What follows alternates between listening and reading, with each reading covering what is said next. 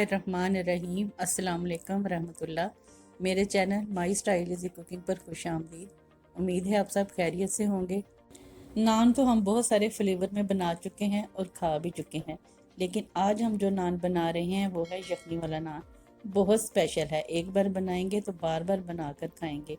यखनी वाला नान। अगर आपको ये वीडियो अच्छी लगे तो वीडियो को लाइक करें और चैनल को सब्सक्राइब करें। आइए शुरू करते हैं।